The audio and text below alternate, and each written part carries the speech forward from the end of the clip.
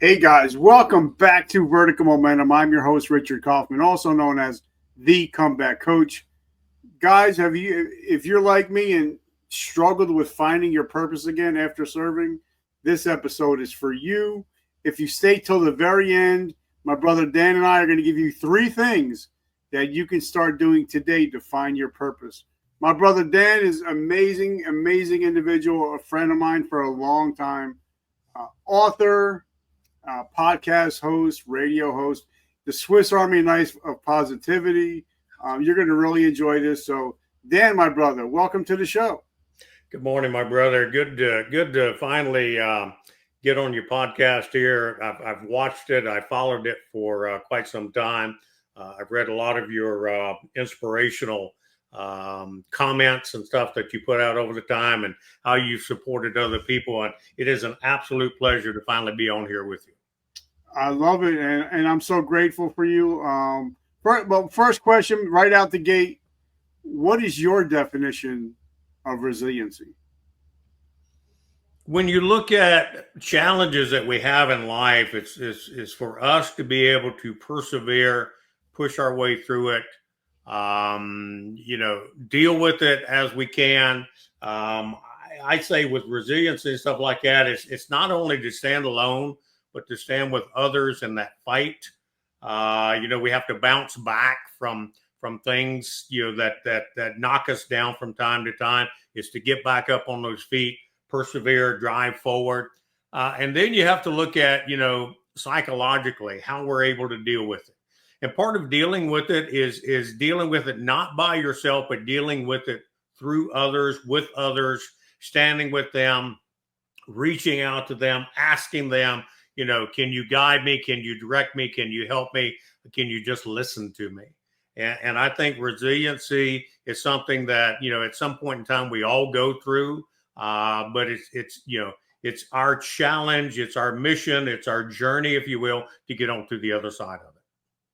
I love it. And I love Rocky Balboa said, you get knocked down 7 times, you get up 8, and you just keep going. And I think that's one thing veterans, first responders have in common. We're used to getting knocked down, but we're used to getting right back up again. And even if it takes one of our brothers or sisters to help us back up, as long as we're getting up and not staying down, I think that's what counts, right? That is absolutely correct. You're right on point with that. And you've done so much in that area that I've watched, and I've been so impressed by your podcast and your series and your book. I ordered your book. I read your book, and I'm really grateful for that. I know you got some more publications out as well. I was kind of glancing on that, kind of prepare last night for my podcast here today. And I think you got some other publication I'm going to order up as well. Seen one on Amazon also. Yep, that was my first book. It's called A Hero's Journey from Darkness to Light. Yep. It's my story, but the last 2 chapters are what does depression looks like? It's not what you think it looks like. And what does addiction looks like? It's not what you think it looks like. And 100% of the proceeds go to help veterans and first responders struggling with PTSD. So I don't make any money off of it. It's all about paying it forward. But so let's talk about you. Give us a quick down and dirty. Where'd you come from? Where'd you grow up? And how did you become the man that you are today? 100 plus years ago, give or take. I'm actually exaggerating just a bit. And you just celebrated a birthday yesterday, so happy birthday, my brother. I did. I appreciate that. You sent a wonderful little meme, if you will, or picture, if you will, of 2 white wolves on there. It may have been a collective of more wolves than that in the background, but a couple of wolves, which is something I absolutely love. Have it on my back wall here, pictures and sleep catchers and stuff of wolves and such as that. But I was born in Bakersfield, California. I don't hope that anyone holds that against me, but born in California. My story is, and I tell this when I teach classes, is we came to North Carolina, ran out of gas, and stayed. That's my story. It's not true, but it's my story anyway. So we stayed in North Carolina. I was raised in North Carolina. I was separated from my parents at a very early age. I was raised by a foster family. Foster family, I think I was 13 and a half years old when they split up. Here I am out, 8 years of age, mowing grass and doing things what I can to make money in the early years because there wasn't a lot of money to go around, even from my foster family and such. Started doing that. Started working in A&P grocery store, Rite Aid pharmacy, and such. Went to school in Greensboro, North Carolina. Grew up in Greensboro, North Carolina. There, graduated high school. Shortly after high school, I went into the delayed entry program for the U.S. Army. I had a friend of mine who was an Army recruiter. He was a student of mine as well. I was a martial artist for a number of years. I started training martial arts in about 1965. So he was one of my students, if you will. He was an Army recruiter. I had friends in the military, friends in the Marines and such, and I'd have probably gone something else, but I wanted to go into a branch of service. He reached out to me because he was an Army recruiter. I said, okay, what you got for me? And I was leaning towards, because I was, liking law enforcement in my early years. So I wanted to be an MP. Well, they looked and stuff like that. And I went in right after Vietnam. And they said, well, you're not tall enough. And I told them then, of course, I use the same story now. Well, I haven't reached my full height potential, but I'm still working on it. So I wasn't able to go into MP. So I went into combat arms, became a field artilleryman to begin with. At one point in time, USAREC reached out to me, United States Army Recruiting Command, to be a sports clinician in the Army. So I gave karate demonstrations for the Army. So I stayed TDY for many, many, many months, doing TDY martial arts demonstrations. When you look at the Forrest Gump movie, and he was playing ping pong for the Army, that's absolutely what they did. I don't know if they still do it now or not, but with USAREC and the sports clinicians program. So I traveled around with ping pong players. I traveled around with golf players, soccer players, volleyball players around the United States, giving sports clinics to high schools and colleges, university level, to try to recruit people for the U.S. military. And they said, well, this is what you can do in your off-duty time. Well, needless to say, there wasn't a lot of off-duty time in the military. But still, I was able to do that. I was a post-karate instructor, a couple of different posts and such. So I did that for a number of years. I spent 10 years in the military. I got out and went almost immediately into law enforcement following my service career. Went in as a reserve officer, then a police officer outside of, and you may have heard of it, at Fort Polk, Louisiana. Oh, yeah. Called it Camp Swampy. But it eventually became one of the Joint Readiness Training Centers. It's had a couple of name changes, but I think it's back to Fort Polk now. But I served there, got out of service there. Spent a lot of time overseas. In the Middle East. My office was with the old CTAF group, South Europe Task Force, out of Vicenza, Italy. So I spent a lot of time there, spent a lot of time in countries of Turkey and over in Israel, teaching and training over there. But when I got out of service, became a cop, they didn't mind. I was only, 5'8" at the time. So became a cop. We had to become an EMT before we became police officers. So I served in that role as well as a police officer. Later on, did a lateral transfer over to Savannah, Georgia. Became a police officer in Savannah, Georgia, police detective, Savannah, Georgia. Did a lot of cases as a detective, homicide cases, child abuse, child sexual abuse cases and such that I did over the years. Went to a lot of schooling associated with law enforcement. Years later, I got out of law enforcement. Started doing security work. I did security work for like 20 years. I've been a security officer, security guard. I became let's see, a federal security officer, security guard for Department of Homeland Security, Federal Protective Services, a federal contractor, if you will, general manager, director of operations for security groups, security teams. But all along, basically, I was a teacher and trainer. That's been my passion. That's been everything that I wanted to do all along. 6 years ago or so, I got with a company called Allied Universal, largest contract security company in the world. Started out as a guard, became a field supervisor, became a client manager within 10 months. Then I went on into the human resource aspect of it. And then in as a trainer, I just retired very recently, 50 plus years of service for a lot of different organizations, companies, agencies, if you will. But I still teach, I still train people, and that is my continued passion. That's So, the version. as I'm looking, you had to pivot a couple times. You pivoted from the military to law enforcement to security work, EMT. So a lot of times you had to learn how to pivot, and you had to learn how to reimagine and reinvent yourself. And I think that's where a lot of veterans and first responders struggle, is when you have to hang up that uniform or the gun belt for the last time. It's your whole life has been wrapped up in that one thing, and when you're no longer that one thing, I think that's when a lot of people like me struggled, and I attempted suicide when I could no longer be that one thing.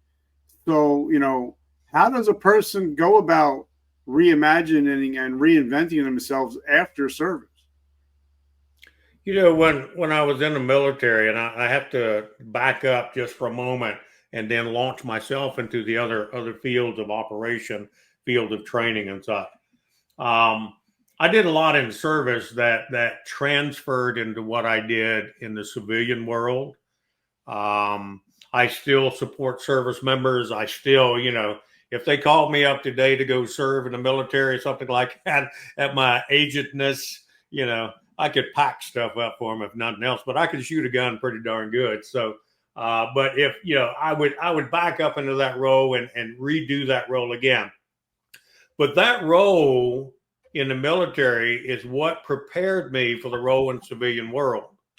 And so reimagining myself, repurposing myself into those different roles, quite honestly, for me was an easy do, because I'd already done something very similar to it in my military service. I grew up very quick in the military service. I wasn't a bad kid or anything like that, but I grew up very quickly in the military service.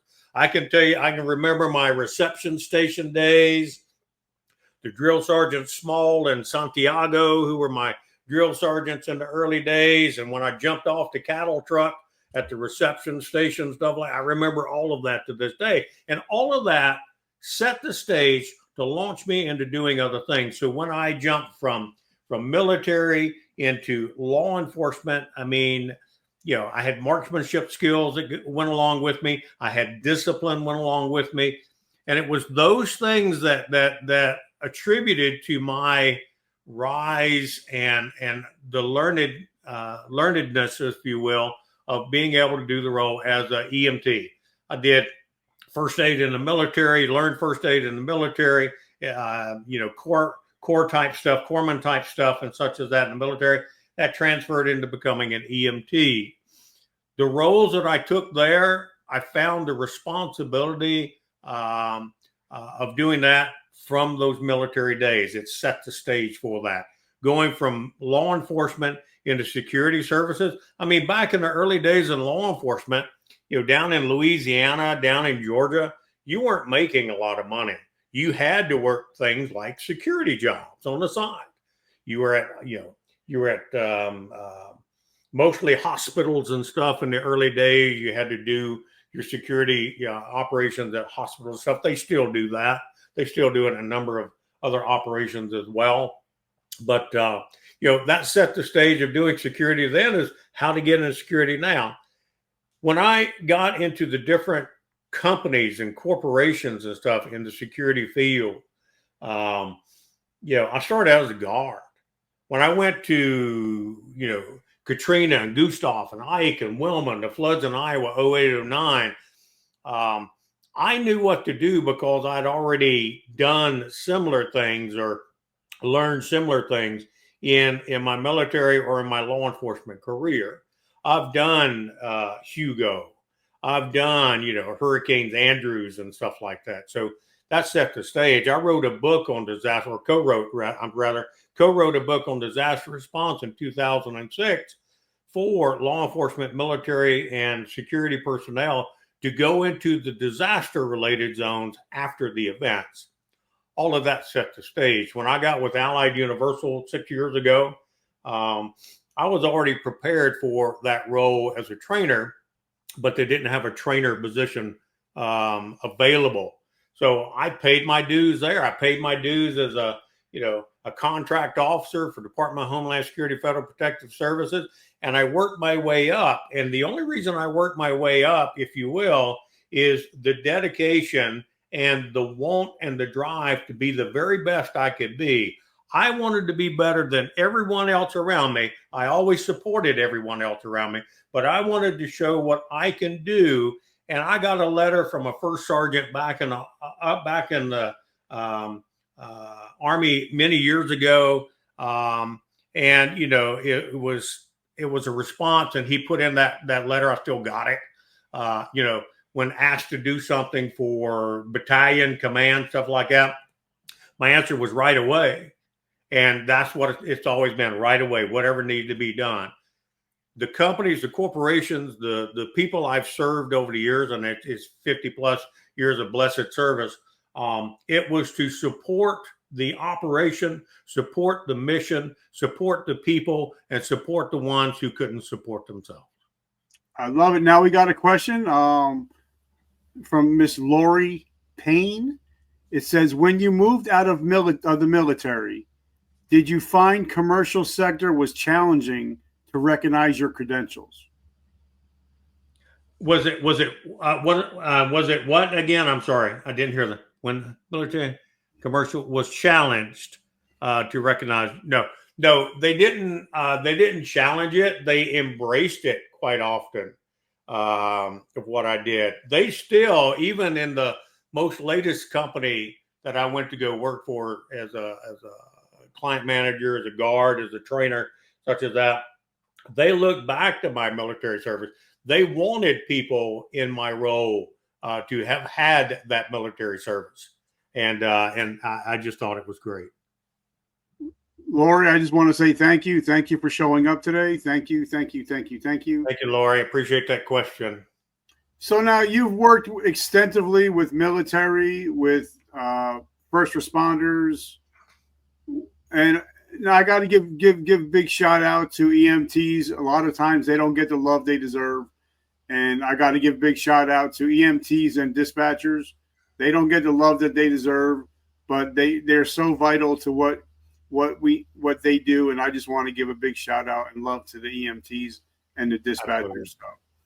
So now you work so closely with these individuals. What have you noticed when it's time for them to finally leave service? Because I know, like we talked about before we got on this show, that a lot of people, when they retire, within a year or within 5 years, they expire. So what are you seeing when people get out of service, and do they need to start something new? I think, yes, I do. I think they need to keep challenging themselves.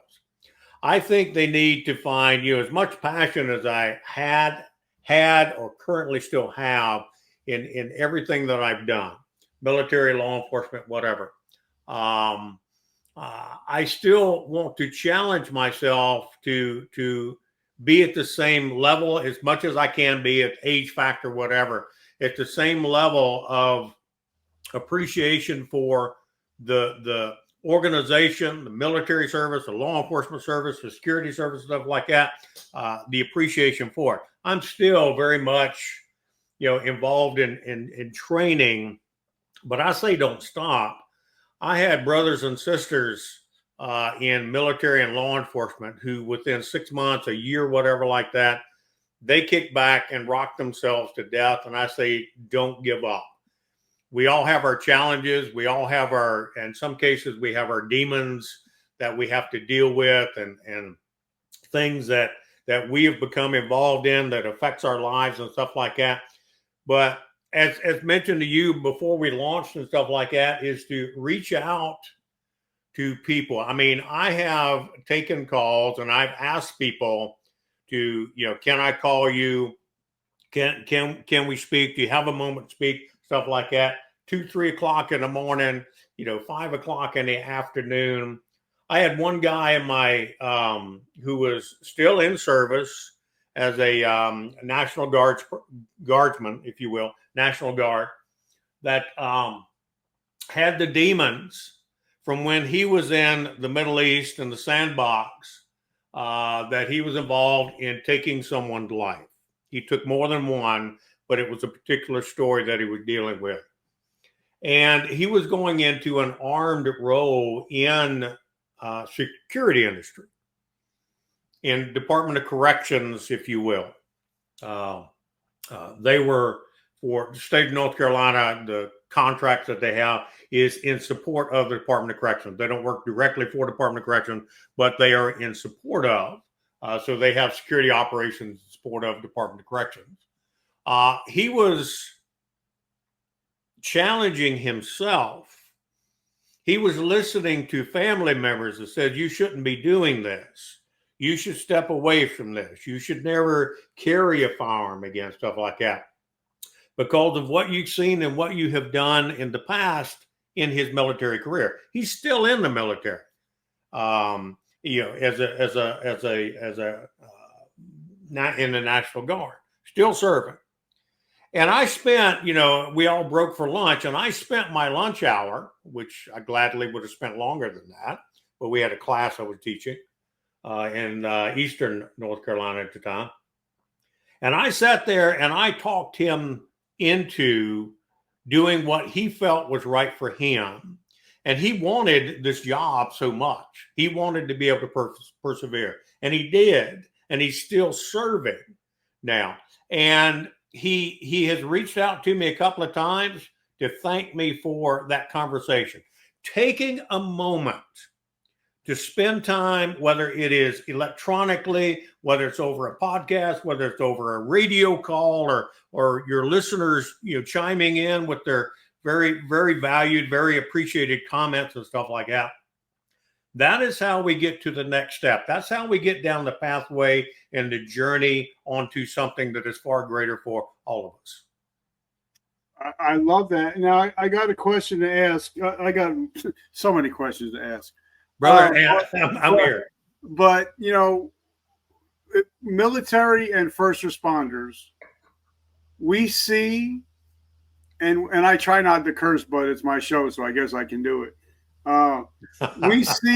We see and we do shit that the average everyday citizen doesn't see or doesn't do. Yep. And a lot of us, we have emotional trauma from the things we've seen and the things that we've done. So, talk about people that, struggle with post-traumatic stress, people that have lost people from, being over there, going outside the wire, not coming home, or even losing a partner. So how do you deal with, post-traumatic stress? First, I would say that, I've dealt with my own stress over the years. I have to say I have dealt with that. I've seen a lot over the years. I've tried to channel it, to compartmentalize it, to put it in a place, but it, sometimes you reach back into the basket and you pull it back out. My wife and my wife, Linda, we've both seen family members who have taken their own lives. Both men, if you will, served in the military service. And, it impacted us as well. I've got a lot of friends. I've got a lot of acquaintances, if you will. I've got people that I've met, people that I've never met, but I've talked to, who have their own, if you will, use the term demons, their own challenges, their own things that they must deal with on a regular basis. One of the best things for them to do, in my opinion, is to talk, and talk with people who are understanding. Talk with people who will listen. It's the ones who put themselves, we got the 22 a day campaigns that are out there to try to prevent military service suicides and such. The numbers are out there. I would quite often launch out the information for suicide hotlines and such that are out there for others to do. I dealt with my own because I've seen a lot as an EMT. I've seen a lot as a cop, officer-involved shooting cases, stuff like that. I still investigate officer-involved shooting cases, or an expert witness in that area. I do things for attorneys' offices and such, officer-involved shootings and accident-related cases with guns, or negligent cases with guns, whatever. And so I deal with a lot. And what I try to do is put it in its place, place of importance, if you will, and try to drive forward. But I have to say that you've got to have that brothers and sisters out there who are in support of. You're going to have the negatives that you have from like family members, like this one young man I was talking to at lunchtime that one day, who had his own demons, and the demons quite often, quite honestly, was not he himself having to deal with it. It was dealing with family members who could not understand what he was going through, weren't supportive of what he was going through. And I think that the support network is not only close-knit, family-related, it has to expand out. It has to reach out. You, my friend, my brother, you reach out to other people and you hear the challenges that people going through, accept those challenges, and you help redirect them down the correct pathway, or another pathway to the betterment of each and every one of them. That's what I want to continue to do. I continue to serve even in my retirement, if you will. I'm not, retirement's just a word. I'm still working. I just, now I have a little bit more time for some honeydews and stuff like that around the house that I put off for a number of years. But, my deployments were months and years away from home, away from family. I'm very familiar with that. And people come back from those deployments, if you will, having to have dealt with that as well. And then it's almost like reestablishing a relationship with your family. Yeah. Well, the reestablishment, if you will, is necessary for us to continue on. It's necessary for our psyche. It's necessary for our, our well-being, if you will. And it's the well-being that all of us need to address. And then I say, never give up. Never give up hope. Never throw up your hands and say, no mas, no more. You've got to persevere. You've got to go on, because, and I say this because when I talk about use of force cases, when I talk about, things along that line, people rely on you. You might not think so, but they rely upon you. They rely upon your companionship, your friendship, your regular input. And it's very important. Even in when I was in the military, you didn't have the internet and all that stuff. Mm-hmm. You couldn't just, hit an email or jump on a FaceTime or something like that with somebody. You had to call them up on the phone, stuff like that. We had a master sergeant that was killed in the Middle East. He had like 2 weeks left in country. And it was a terrorist-related event. And this was back in the late 70s, 79. And I called my dad shortly thereafter that. And I said, did you see it on the news? Well, we didn't have the 24-hour news at that time. And so the input, if you will, has changed over the years, which is a great thing. But now the United States and other countries, other parts of the world, they see the horror that is out there, and they find it difficult to deal with. Well, quite honestly, if you've been in it, it's difficult to deal with as well, and you have to deal with it. Yep. I 100% agree. Now, Dan, let me ask you, a question, because when we're in the military or when we're in law enforcement or whatever we're doing, there's a routine. Even when you're in the military, you get up. I don't care how drunk you got the night before, you're doing PT, or when you're on the job, you get there early, you clean your weapons, you have a routine. But then when you no longer have a routine, I think that's when it can get you jammed up. So how important is it to establish a daily routine for your physical and your mental health? I still get up early in the morning, 0-30, normally 4 o'clock. If I ever sleep into 5 o'clock, it's like I did this morning. That half my day's gone. That's how I feel, but truly it's not.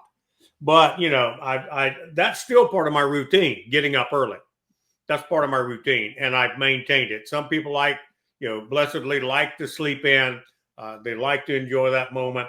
I try to do that moment, and I can't do it because I was routine and regimented all the years.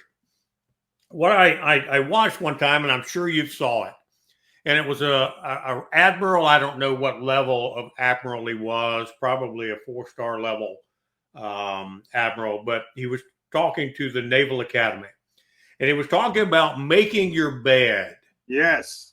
In the morning. Yep. Making your bed. The challenge of doing that, if you make the bed, at least if nothing else goes right the rest of the day, you got a fresh bed to come back to in the evening, at the nighttime, stuff like that. But you've accomplished one task that could set the stage for the rest of the day. We sit back and we enjoy, we plan ourselves in front of a TV, we plan ourselves in front of the phones or the tablets or whatever like that, the computer and stuff. Now you and I are onto the computers quite often.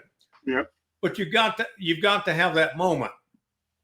My routine has changed up a lot. I could tell you that I was up at 3:30, 4 o'clock every day, getting ready. I drove an hour and a half to work, did a good 8 to 10 hour day, drove an hour and a half back, came in, embraced the wife, had supper, watched a little bit of TV or whatever like that, got cleaned up, went to bed, same day in, day out, same old. I still have some regimented timelines and stuff like that, things I have to do. But one of the best things I found for myself, making the bed, the wife makes the bed. I have made the bed, so I know very well how to make the bed, but she does that. And that's part of her routine. Yeah. Part of her routine. Not because I said, well, you got to do this, you got to do that, but that's part of her routine. And she feels better about it. If she doesn't do it, she'll comment on it later in the day. So very seldom is it ever not done, if you will. But that's her regimen. I find that if I at least sit there, if I at least spell things out in my book about what I'm going to do, putting it down in some data planner like I was still running an organization. Yep. And by the way, I do have your thank you card and your little sticker there as well. Excellent. That's along with your book. I haven't tossed it away. It's in fact, it sits up on my bookshelf there. Your thank you card and your little sticker along beside it. As a reminder of resiliency, as a reminder of pushing forward, as a reminder of, there are people out there who truly care. And that's what I think of you. You truly care. And there's many of us out there who truly care. It's got to push. But let me get back to it real quick. Routine's important, but I plan out my routine as much as I can. I planned out this morning knowing, I've got a lot of projects going on and redoing my house and stuff like that. And we're going to go out later on today. But, it's setting the stage for the day and then driving forward to accomplish as many of those tasks as you put out there. And you feel better about yourself when you're done back in the evening. I mean, when I finish doing this or I finish doing that, I mean, I cut the yard a couple of days ago. I have a big yard, several acres. And when I cut my yard and I landscaped it out and stuff like that, and I got cleaned up and I sat down that evening, I had a sense of accomplishment. And that's what you got to do. Set the task. You drive as hard as you can to accomplish as many of those things on your task list for the day, and then reap the benefits of that those feelings that you'll get knowing that you accomplished. Even if it's only one thing, you've at least accomplished that one thing that day.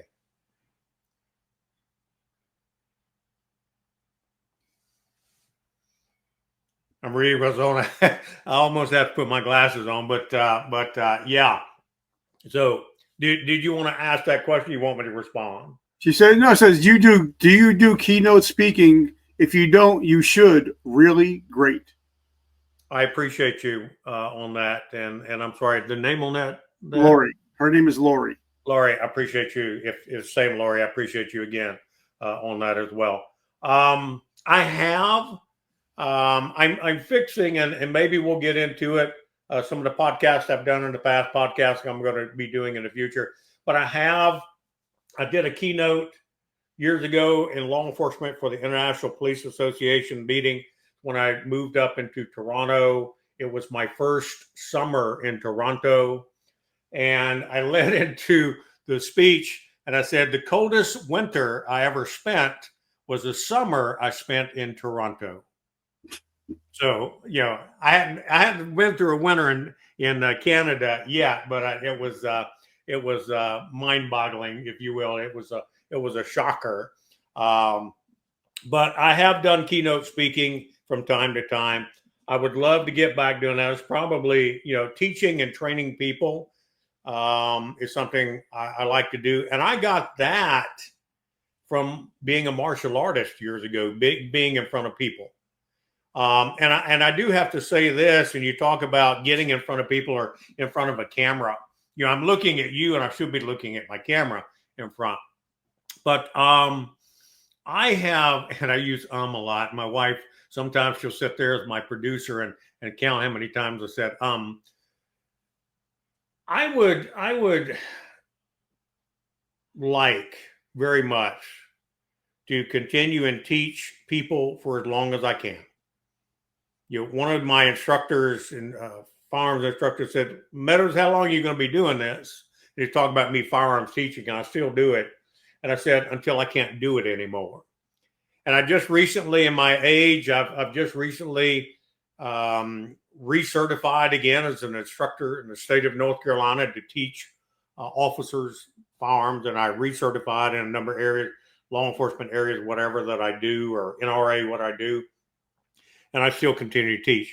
But what I was going to say earlier was when I was doing podcasting and I was doing radio, I was more nervous getting in front of a microphone doing radio than I was podcasting.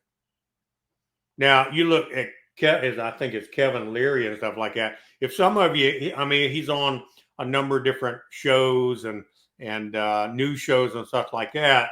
Guy that was on, what was it, Shark Tank or whatever. Shark Tank. Yep. I think he still is, but I really haven't watched that much. His name was Mr. Wonderful. Mr. Wonderful. Mr. Wonderful would sit behind a mic, and you would see him because you have your background going up. I got mine in behind, but anyway, he would sit there with a suit and tie and jacket on, stuff like that from the waist up. But below, he would have clogs on. He would have pajama bottoms on or whatever like that. And I would always call my studio the Fuzzy Slippers Studio because oftentimes I wore fuzzy slippers in the class. I mean, in the radio station, stuff like that. Well, I got my clogs on at least. There you go. but my Crocs, if you will. But I enjoy talking to people, and if I can help one person get to the other side of darkness, then I've done everything in my life that I want to do. And I appreciate that. Now, like I put out a post today. I put out something on YouTube today that for me, I'm a gratitude guy. Uh, I'm grateful for everything. I'm grateful for my friends, my family, my wife. But before I go to bed every night, I give I pray, of course. I pray for my wife. I wrap my arm around my wife and I pray for her. But then I give thanks for three things that happened today, and this interview is going to be one of them.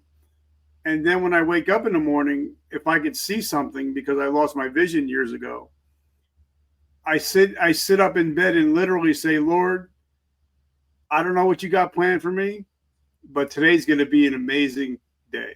Absolutely. So before I go to bed at night, I'm in gratitude. And when I wake up in the morning, I'm in gratitude. So, and it sounds like you and your bride, Linda, are you guys live a happy life and you guys live a life of gratitude. So how important is gratitude in your life? I'm grateful for all that has been brought before me, the opportunities given to me, the challenges that I've faced over the years. But I'm very most thankful. I'm thankful for my lovely wife. I think okay, I froze up there just for a moment. I'm thankful for my lovely wife, Linda. She's been with me for a number of years. We've had families prior to that. I have two sons. She has a son, daughter. We have grandchildren. We have many grandchildren, which is a blessing. I'm grateful and the gratitude for that. I'm grateful and gratified for the life that we're able to share now. You know, when going into retirement, and there was something that I believe she presented to me, and it was something that was out there. It was talking about, you know, everything that man, woman has done in their lives for their careers. And then you finally get to the age where you need to be able to kick back and reflect upon those moments, reflect upon your life together. And then what is most important? Now we all have to, I mean, you know, continue to work or whatever because of the challenges of, you know, finances and things that we've bought or purchased over the years or indebted to, if you will. But at some point in time, you got to get to that point where you've got to spend the time with those close to you, or you may lose it forever. Yep, I agree. There's a book I'm going to be have been writing on. It's called Scattered Crosses.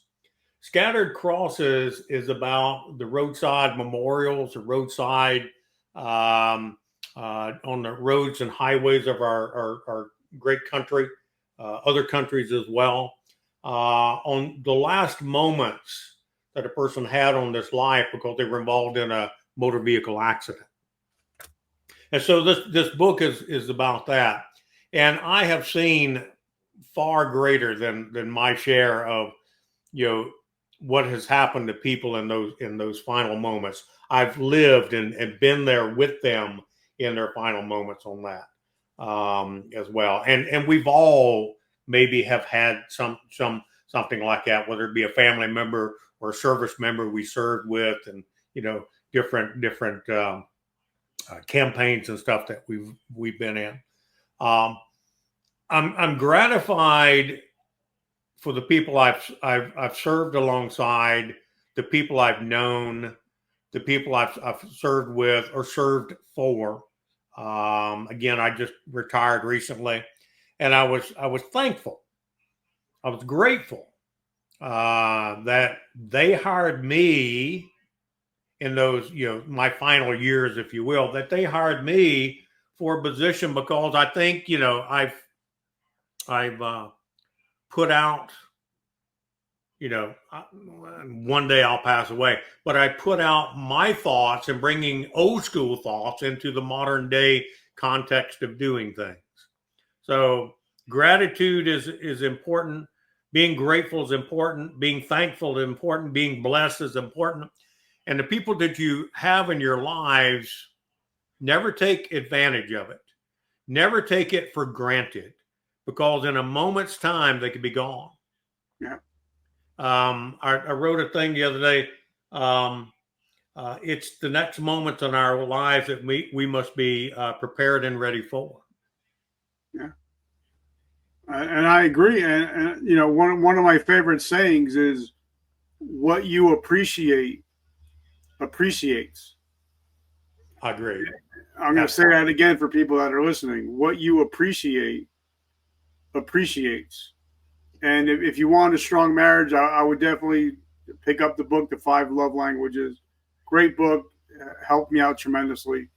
But if you appreciate your spouse, it appreciates your relationships get stronger when you show appreciation, thankfulness, and just say, sometimes just saying thank you.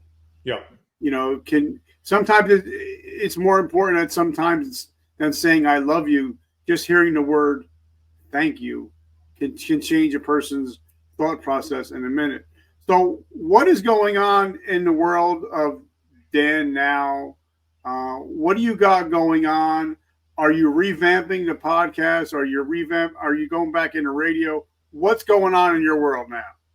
So before I key into that, I do want to say, you talk about thankfulness and stuff. Breakfast and stuff like that, or sometimes, it's hit and miss. You're out the door, stuff like that. She if you will, of peach jam. And so she made me a bagel with peach jam on it and butter this morning. And I remember thanking her for that. So I had to say that just to put it on air. I was going to launch August 1st. I was going to launch the CTW TV Network and Media Group podcast shows similar to what I've did before. I've done 16 shows over there since 2013, 16 different type of shows, hundreds of different shows over the years. The shooting channel.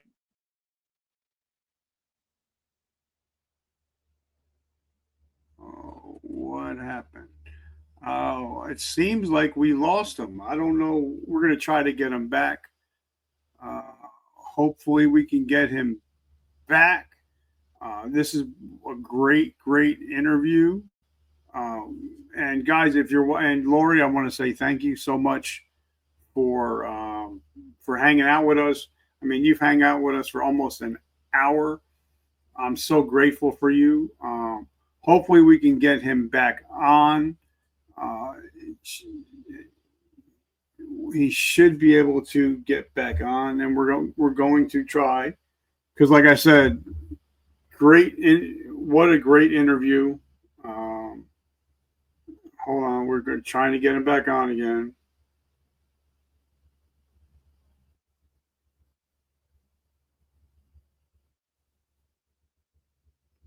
He's trying to get back on now. So guys, if you're listening to this, if you're struggling with post-traumatic stress, anxiety, depression, try to get help. Make sure that, let me see.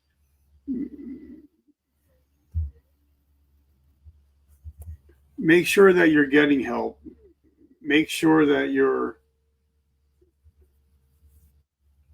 talk to your friends, talk to your family. Most of all, talk to your spouse.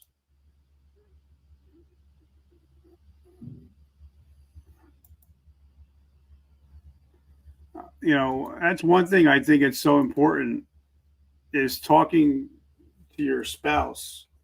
Like for me, that's one thing that I do is as I'm trying to get back on here just so you know what I'm doing, just so you don't think that I'm ignoring you. So one thing I do is I talk to my bride, and I'll tell her how it's going, you know what's going on in my life, and sometimes it might just be, honey, um,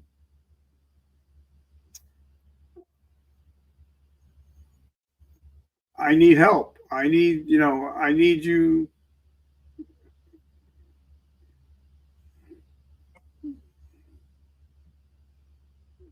Sometimes there we go.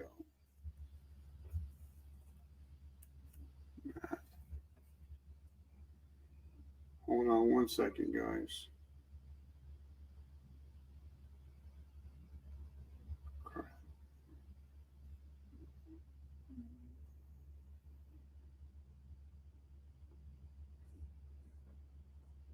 I'm trying to get him back on.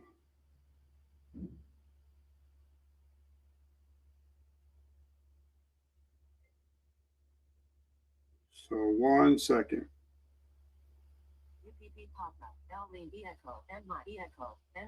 I apologize for this, guys, but stuff happens, and it's okay. We adapt, we overcome. This is why I always put out 90 minutes. You know what I mean? And it's okay. We'll edit all this out. Maybe we'll keep it. We'll see what happens.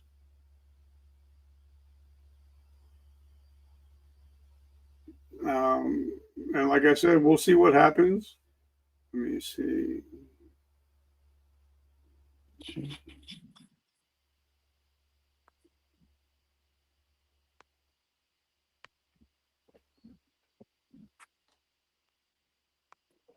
But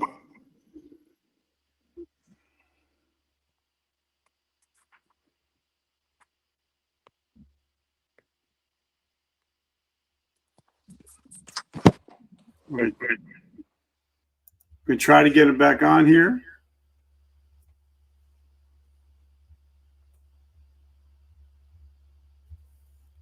And like I said,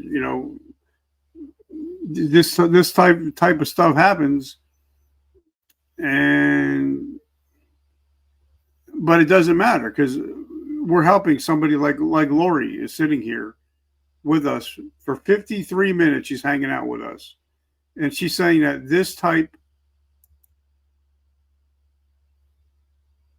type of broadcast is super helpful, rejuvenating. I share these techniques with my spouse, my friends. There we go.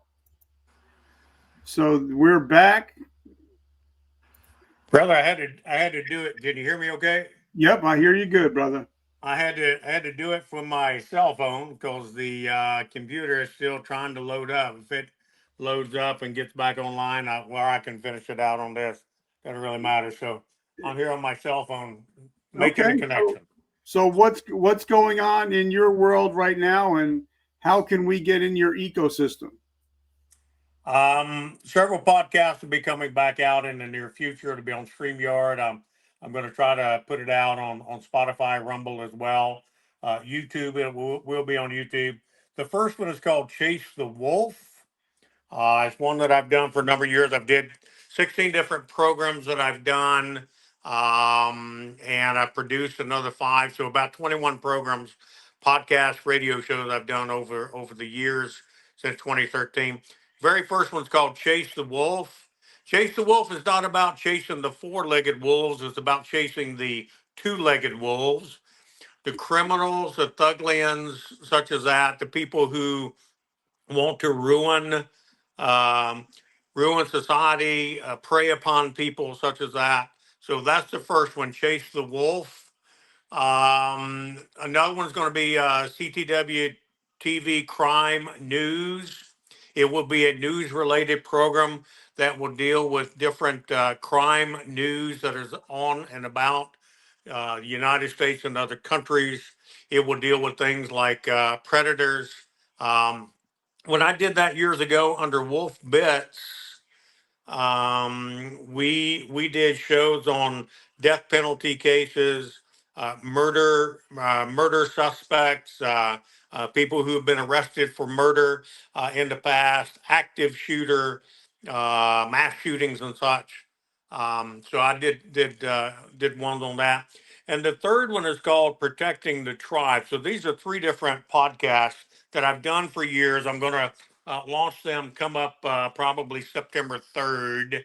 Um, Protecting the Tribe is about resiliency, if you will. It's about being prepared, plan, prepare, protect. It's about prepper survivalism, if you will, and what I call the wilderness of the unknown. So those things will be coming about. I'm finishing my studies over at University of Sedona and a doctoral degree. So I'm trying to catch up on that because I got behind. I got deployed for like 6 months teaching and training. So I'm trying to finish up on that. And then the writing series and stuff as we go along. But the CTW TV network media group is where I'll be doing the podcast. I'm sure I'm going to probably bring on some others as I've done before. Produced 5 other different shows before, 2 great hosts that did a collective of those 5 shows together. So I'm probably going to relaunch doing that as well, other people's other shows and such. But I'm gearing myself back towards that. Teaching and training still. I do active shooter training for companies and your churches and places of worship and stuff. So I try to keep myself as busy as I can, but still have a home life as well. I love it. So this is a teaching podcast. So if somebody's about to get out of the military or about to hang up their gun belt for the last time, what would be your top 3 pieces of advice for them to help reimagine and reinvent themselves? I go back to the survival phrases that I normally do: plan, prepare, and protect. So you want to plan yourself what you want to do. Just because you may not think the service, and it depends on the amount of years you're in and the challenges that you're faced with. Plan it out. Plan out your future before you launch yourself into the future. You say, "Oh, my ETS date is going to be on such and such. I have no real plans, but I'm still going to ETS." Plan that out. Plan what you're going to do ahead of time. Research. There are so many things. I mean, if I was, and I'm well beyond this. If I was 35 years of age, 32 years of age, again, stuff like that, just getting out of military, whatever, I would look into federal law enforcement or federal services or whatever along that lines to get into. But plan your next steps before you ever get there. Then prepare yourself for that moment. Prepare yourself mentally, prepare yourself physically, prepare yourself by, placing yourself in a position to be able to, maintain, keep yourself afloat, be above the flood line and stuff like that of what it is, because you don't want to drown in despair because you didn't plan out what needed to be done. So prepare for those moments. Then you've got to protect yourself. You want to protect yourself mentally. You want to protect yourself physically. You want to protect those with whom you love, those with whom you share the moments with. I say even as far-reaching as not just your close-knit circle, but beyond the circle. You have your close-knit circle, then you have a broader circle, then you have more circles. So in all, Tap 3 Times is my company name. TAP3X is one of my company names, and it has in the logo of it. And I don't think I have my hat in here. In the logo of it, it's a target, and you are the center of that target. And then each circle that goes around is your expansion into the next journey, into the next realm and stuff like that. So you want to plan for that journey, prepare for that journey, but you want to protect yourself as you go along. Don't step into something without thinking it through before you do it. And sometimes it takes a microsecond of a moment to make a decision, good, bad, or ugly. Well, you don't want it to be a bad or ugly decision. You want it to be the right decision. You want it to be the good decision. So stepping into that, I'm going to hang up the belt for the last time, hang up the weapons for the last time, hang up my, body armor for the last time, stuff like that. Before you hang it up, plan, prepare, protect to go out into that wilderness of the unknown. I love it. And brother, I just want to say I'm so grateful and humbled for your friendship. Thank you so much for coming on today. And I think I got something out of this talk. I love that, tap times three. I like that. Something that I'm going to use. And I just want to say, brother, thank you for all your support and thank you for the love that you've shown me over the years. Brother, I salute you. And I didn't mean to cut you off. My bad. I salute you for everything that you do. I appreciate everything you do. I am challenged to maintain and to push out there and to try to with that challenge is to help as many people as I can, as you have done also. And you are an inspiration. I am grateful that you have had me on here today. I've learned a lot from you, listening to you, reading things, reading from your book, and such that I will take into that next journey along with me. I love it. And guys, make sure you check him out. He's on Facebook. Amazing guy. And if you want a better life, just make sure that he's in it. I love and I appreciate you. And guys, as I end my show every week, every morning we wake up, we have a choice.